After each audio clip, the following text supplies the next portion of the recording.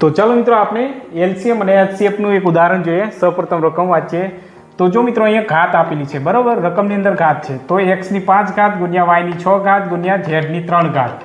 ચાલો બીજા પદની અંદર જોઈએ તો x ની 4 ઘાત છે ગુણ્યા y ની 8 ઘાત ગુણ્યા z ની 9 ઘાત। એનો આપણે એલસીએમ એટલે કે લસા શોધવાનો છે બરાબર। તો જો મિત્રો અહીંયા સૌપ્રથમ આપણે શું કરીશું, આ બે પદ આપ્યા છે બરાબર, આ બે પદમાંથી આપણે શું કરવાનું છે, જો મિત્રો એલસીએમ શોધવાનું હોય એટલે કે લસા શોધવાના હોય ત્યારે આપણે સૌથી મોટી ઘાત સિલેક્ટ કરવાની છે બરાબર। તો સૌથી મોટી ઘાત કઈ છે, જો અહીંયા x ની 5 ઘાત છે તો અહીંયા x ની 4, તો સૌથી મોટી કઈ છે x ની 5 ઘાત બરાબર, તો અહીંયા આપણે સિલેક્ટ કરીશું।